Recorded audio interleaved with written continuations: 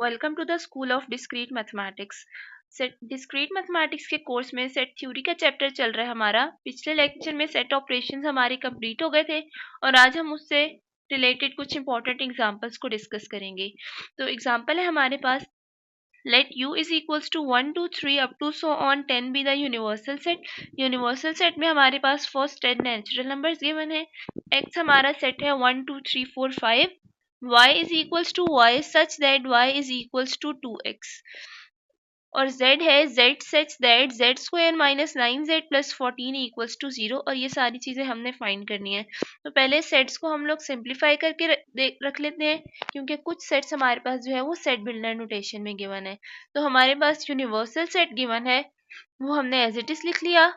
x भी हमारे पास tabular form में था, सिंपल था, तो वो भी हमने एज इट इज लिख लिया। Now y is equals to y such that y is equals to 2x where x belongs to capital X, यानी कि हमने y is equals to 2x में x की जगह कैपिटल X के मेंबर्स पुट करने हैं, तो हमारे पास y सेट आ जाएगा। तो x की जगह 1 पुट करेंगे तो y is equals to 2, एक मेंबर ये आ गया। फिर x की जगह 2 पुट कर दिया तो 2 2s are 4, x की जगह 3 पुट किया तो 2 3s are 6, 2 4s are 8 और 2 5s are 10। तो y के जो है वो मेंबर्स आ गए 2 4 6 8 10। ये हमने y is equals to 2x में x की जगह कैपिटल X के मेंबर्स पुट किए एक एक करके। Now z is equals to z such that z square minus 9z plus 14 equals to 0। अब इस में z के वो मेंबर्स आएंगे जो इस क्वाड्रेटिक इक्वेशन को सेटिस्फाई करते हैं, तो हम वो मेंबर्स फाइंड कर लेते हैं। उसके लिए हमने सिंप्लीफाई किया इस इक्वेशन को, तो मिड टर्म्स बन रही है हमारे पास -2 और -7। तो इक्वेशन हमारे पास आ जाएगी, z को कॉमन ले लेंगे तो z -2, फिर लास्ट टू टर्म्स में से -7 कॉमन आ रहे, तो z -2 इक्वल्स टू 0। तो अब देखें इन दोनों में से z -2 कॉमन आ रहे और बाकी बचेगा z -7। तो आइदर z -2 इक्वल्स टू 0 और z -7 इक्वल्स टू 0। यहाँ से z की दो वैल्यूज आ गई 2 और 7। अब सारे जो सेट्स हैं हमारे पास टेबुलर फॉर्म में आ चुके हैं। अब हम जो है वो रिजल्ट्स फाइंड कर लेते हैं जो हमें फाइंड करने के लिए क्वेश्चन में कहा हुआ है। फर्स्ट पार्ट में हम लोगों ने फाइंड करना है x इंटरसेक्शन y, यानी कि x के और y के कॉमन एलिमेंट्स। तो x और y में कौन कौन से एलिमेंट्स कॉमन है, एक 2 कॉमन है और एक 4 कॉमन है, तो हमने इंटरसेक्शन में वो लिख दिया। अब y यूनियन z, अब देखें y और z में कौन कौन से एलिमेंट्स कॉमन है, सॉरी यूनियन में जो है वो y के भी सारे एलिमेंट्स आ जाएंगे और z के भी सारे एलिमेंट्स आएंगे। 2 4 6 ये तो y के एलिमेंट्स हो गए। अब z का एलिमेंट 7 भी यहाँ पे आ जाएगा और y के एलिमेंट्स 8 और 10 ये यूनियन में आ जाएंगे। अब थर्ड पार्ट में फाइंड करना है x माइनस z, यानी कि x के वो एलिमेंट्स जो z में नहीं है। अब x के कौन कौन से एलिमेंट्स है 1 2 3 4 5 और z के एलिमेंट्स कौन कौन से हैं 2 और 7। इसका मतलब है 2 एक ऐसा एलिमेंट है, सॉरी x के वो एलिमेंट्स फाइंड करने हैं जो z में नहीं है। तो 2 एक ऐसा एलिमेंट है जो z में है, वो हम स्किप कर देंगे। तो x के रिमेनिंग एलिमेंट्स जो है वो क्या आ जाएंगे 1 3 4 5। फोर्थ पार्ट में फाइंड करना है y कॉम्प्लीमेंट, यानी कि यूनिवर्सल सेट के वो एलिमेंट्स जो y में नहीं है। अब y के कौन कौन से मेंबर्स थे, फर्स्ट 5 इवन इंटीजर्स थे, तो ऑड वाले सारे जो है वो यूनियन में आ जाएंगे 1 3 5 7 9। फिफ्थ पार्ट में हमने फाइंड करना है x complement minus z complement. तो x कॉम्प्लीमेंट फाइंड करते हैं u माइनस एक्स, यानी कि यूनिवर्सल सेट के वो एलिमेंट्स जो x में नहीं है। अब x के अंदर 1 2 3 4 5 थे, अब ये हम लोग स्किप कर देंगे और यूनिवर्सल सेट के बाकी एलिमेंट्स लिख लेंगे 6 7 8 9 10। x कॉम्प्लीमेंट आ गया हमारे पास। z कॉम्प्लीमेंट में यूनिवर्सल सेट के वो एलिमेंट्स आएंगे जो z में नहीं है। अब z में हमारे पास 2 और 7 थे, इसलिए 2 और 7 को यूनिवर्सल सेट से निकाल देंगे और बाकी के सारे मेंबर्स हमारे पास आ जाएंगे 1 3 4 5 6 8 9 10। ये हमारे पास आ गया z कॉम्प्लीमेंट। अब हमने क्या करना है, इन दोनों का डिफरेंस फाइंड करना है, यानी कि x कॉम्प्लीमेंट के वो वाले एलिमेंट्स लेने हैं जो z कॉम्प्लीमेंट में नहीं है।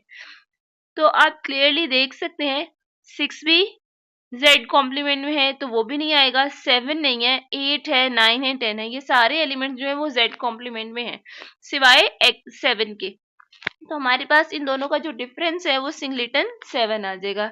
सिक्स्थ पार्ट में हमने फाइंड करना है x माइनस z का होल कॉम्प्लीमेंट। तो हमने x माइनस जेड फाइंड कर लेना है, x के वो एलिमेंट्स जो z में नहीं है।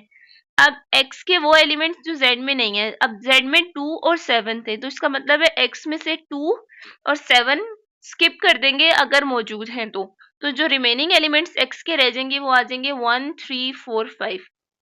इसका कॉम्प्लीमेंट फाइंड करेंगे, यानी कि इस यूनिवर्सल सेट के वो एलिमेंट्स जो x माइनस जेड में नहीं है। तो 2 आ जाएगा, 3 4 5 यूनिवर्सल सेट में मौजूद है, तो 6 7 8 9 10 रिमेनिंग एलिमेंट्स आ जाएंगे। ये आ गया कॉम्प्लीमेंट। और क्लियरली आप देख सकते हैं कि x minus Z whole complement x complement minus Z complement के बराबर नहीं होता। ये उसकी काउंटर एग्जांपल है। सेवंथ पार्ट में हमने फाइंड करना है x सिमेट्रिक डिफरेंस y। उसका फॉर्मूला होता है x minus Y union y minus X. x minus Y में x के वो एलिमेंट्स जो y में नहीं है, तो 1 3 5 ऐसे एलिमेंट्स थे, और y माइनस एक्स यानी कि y के वो वाले एलिमेंट्स जो x में नहीं है, तो इनका जो डिफरेंस है वो 6 8 और 10 आ गया। इनके यूनियन लेंगे तो हमारे पास आ जाएगा 1 3 5 6 8 10। अब y सिमेट्रिक डिफरेंस z, यानी कि y के वो एलिमेंट्स जो z में नहीं है। अब 2 को स्किप कर देंगे z में से और 7 को स्किप कर देंगे, तो 4 6 8 10 y माइनस जेड आ जाएगा, और z के वो एलिमेंट्स जो y में नहीं है। तो सिर्फ 2 ही एक ऐसा एलिमेंट था z का जो y में भी मौजूद था, तो हमने उसको स्किप कर दिया और सिर्फ 7 आ गया। जब हमने इनकी यूनियन ली तो 4 6 8 10, तो ये हमारे पास आ गया y सिमेट्रिक डिफरेंस z। तो सारे पार्ट्स इस एग्जाम्पल के हमारे पास सॉल्व हो गए। अब नेक्स्ट एग्जाम्पल पर चलते हैं। Let u is equals to x belongs to u such that x belongs to z where x is greater than equals to 0 less than equals to 10। अब यहाँ पे स्ट्रिक्ट इनइक्वालिटी यूज हुई हुई है, तो इसका मतलब है 0 भी शामिल है और 10 भी शामिल है। तो वो वाले पॉजिटिव इंटीजर्स जो या तो 0 से बड़े हैं या 0 के बराबर हैं और 10 से छोटे हैं या 10 के बराबर हैं, तो वो आ जाएंगे 0 1 2 अप टू 10। और p is equals to x belongs to u such that x is prime, यानी कि यूनिवर्सल सेट के वो एलिमेंट्स जो कि प्राइम हैं। अब 2 3 5 और 7 मेरे पास जो है वो यूनिवर्सल सेट में प्राइम नंबर्स हैं। ये ऐसे नंबर्स हैं जिनके फैक्टर सिर्फ दो ही पॉसिबल हैं, या तो 1 या फिर ये नंबर्स इटसेल्फ। और Q में क्या आ जाएगा, x belongs to U such that x square is less than 70, यानी कि यूनिवर्सल सेट के वो मेंबर्स जिनका स्क्वायर लें तो आंसर लेस देन 70 आए। तो 0 का स्क्वायर लें तो आंसर 0 आता है, दैट इज लेस देन 70, तो हमारे पास 0 मेंबर आ जाएगा Q का। 1 का स्क्वायर लें तो 1 आंसर आता है विच इज लेस देन 70, 1 भी Q में आ जाएगा। 2 का स्क्वायर लें तो आंसर आता है 4, 4 इज लेस देन 70, तो 2 जो है वो Q का मेंबर आ जाएगा। सिमिलरली हम 8 तक जाएं तो उसका स्क्वायर होता है 64 विच इज लेस देन 70, तो 8 भी Q का मेंबर होगा।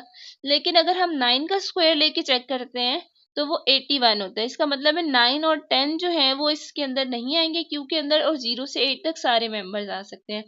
अब हमने क्या करना है, फर्स्ट पार्ट में draw the Venn diagram for the above sets. अब हमने वेन डायग्राम फाइंड करनी है, तो उसके लिए एक चीज ऑब्जर्व करेंगे कि ये वाले जो हमारे पास सेट्स है इनके दरमियान में रिलेशन क्या है। तो क्लियरली आप देख सकते हैं कि P जो है वो सबसेट है Q का।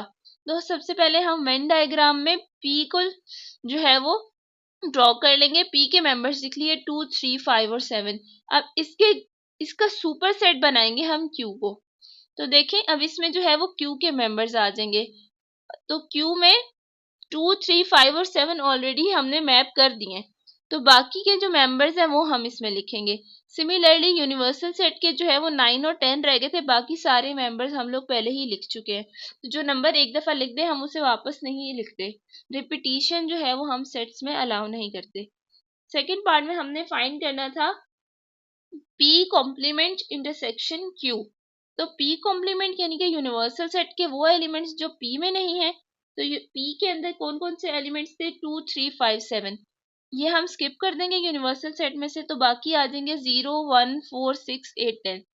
Q के भी एलिमेंट्स हमने लिख लिए, और जब हम इनकी इंटरसेक्शन देखेंगे यानी कि इनमें कॉमन एलिमेंट्स देखें तो 0 इनमें कॉमन है, 1 कॉमन है, 4 कॉमन है, 6 कॉमन है और 8 कॉमन है। ये ऐसे एलिमेंट्स हैं जो दोनों सेट्स में आ रहे हैं, तो ये इनकी इंटरसेक्शन हो गई। नेक्स्ट एग्जांपल पर चलते हैं, which is most important result. Let u is equals to 1 2 3 4 5 and c is equals to 1 3 where a and b are the non-empty sets. Find a if a union b is equals to universal set, a intersection b is equals to 5 और singleton b equals to 1। अब ए और B का जो union है वो universal set दे रहा है, और ए और बी का इंटरसेक्शन जो है वो एम्प्टी सेट दे रहा है। इसका मतलब है U is the disjoint union of A and B. और अब चूंकि ये यूनिवर्सल सेट दे रहा है, इसका मतलब है, और ए और बी का जो इंटरसेक्शन है वो एम्प्टी सेट भी है, बी हमें सिंगलेटन 1 गिवन है, तो इसका मतलब है जो ए है वो दरअसल बी का ही कॉम्प्लीमेंट है। तो यूनिवर्सल सेट के वो एलिमेंट्स आ जाएंगे जो बी में नहीं है, तो 2 3 4 5, तो हमारे पास ए सेट ये आ जाएगा। सेकेंड पार्ट में क्या है, find A if A is a subset of B and A union B is equals to 4 5। अब आप देख सकते हैं वो कह रहे हैं A is a proper subset of B, और ए और बी हमें हमेशा हमारे पास नॉन एम्प्टी सेट होने चाहिए। A union B is equals to 4 5। अब चूंकि ए बी का सबसेट है, तो जो उनकी यूनियन है वो हमेशा सुपर सेट के बराबर होती है, तो ए और बी का जो यूनियन है वो दरअसल बी के ही बराबर है। अब हमें गिवन है कि जो ए है वो प्रॉपर सबसेट होना चाहिए और वो नॉन एम्प्टी होना चाहिए, और बी के सिर्फ 4 सबसेट्स ही पॉसिबल थे। एम्प्टी सेट की भी इसमें से पॉसिबिलिटी खत्म हो गई और सेट इटसेल्फ की भी। तो हमारे पास दो ही ऑप्शन है, या तो हमारे पास ए जो है वो सिंगलेटन 4 है, या फिर हमारे पास सिंगलेटन 5 है। थर्ड पार्ट में हमने फाइंड करना है A and B, where A intersection B is equals to singleton 3, A union B is equals to 2 3 4 and B intersection C is equals to 1 2 3। अब हमारे पास जो है वो थोड़ा सा मुश्किल डेटा गिवन है, तो इस किस्म का डेटा आपको जब भी गिवन हो आप सिंपल क्या करें, उसके लिए वेन डायग्राम बना लें। यूनिवर्सल सेट में 1 2 3 4 5 तक के मेंबर्स थे। ए इंटरसेक्शन बी भी हमारे पास गिवन है 3, और सी भी आपको गिवन है 1 और 3। इसका मतलब है 3 जो है वो सी का भी मेंबर है, तो तीनों की कॉमन इंटरसेक्शन में सबसे पहले जो है वो 3 आ जाएगा। उसके बाद हमारे पास गिवन है कि जो ए यूनियन बी है वो 2 3 4 है, और जो बी इंटरसेक्शन सी है वो हमारे पास 1 2 3 है। इसका मतलब है बी और सी की इंटरसेक्शन में हमने 1 और 2 भी मार्क कर दिया, 3 ऑलरेडी मौजूद था। अब ए और बी का जो यूनियन है वो 2 3 और 4 है। अगर तो 4 बी का मेंबर होता तो वो बी सेट में मौजूद होता, तो इसका मतलब, और बी ए और बी की यूनियन में है, तो इसका मतलब है बी में तो नहीं है। अगर बी में मतलब इंटरसेक्शन में होता ना ए और बी की, इसका मतलब है 4 जो है वो सिर्फ और सिर्फ ए का मेंबर है, और यूनिवर्सल सेट में से 5 बाकी रह गया था, तो हमने बाहर लिख दिया। तो ए सेट के जो मेंबर्स हैं वो हमारे पास 3 और 4 आ गए, और जो बी सेट के मेंबर्स थे वो हमारे पास 1 2 3 आ गए। अब फोर्थ पार्ट रह गया, वो उसमें फाइंड करना है A and B. A and B are the disjoint, A that is A intersection B equals to 5, B and C are disjoint, that is B intersection C equals to 5।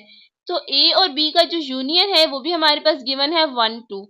अब आपको पता है कि ए और बी का जो इंटरसेक्शन है वो एम्प्टी सेट दिया है, इसका मतलब है उनको हमने अलग अलग ड्रॉ करना है। बी और सी का जो इंटरसेक्शन है वो भी एम्प्टी सेट है, और हमारे पास यूनियन गिवन है 1 और 2, और सी भी हमारे पास गिवन है 1 और 3। अब इसका मतलब है A union B equals to 1 2 का इसका मतलब है 1 या तो ए में है या फिर बी में है।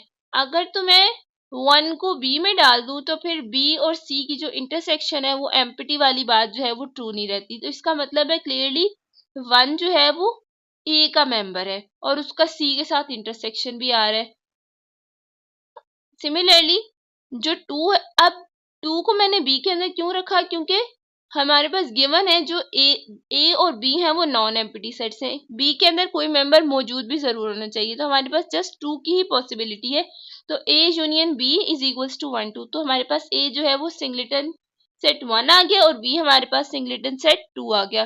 तो this is done for today. अगर आपको वीडियो पसंद आई है तो आप इसको लाइक करें, शेयर करें और मेरे चैनल को सब्सक्राइब करें। अल्लाह हाफिज़।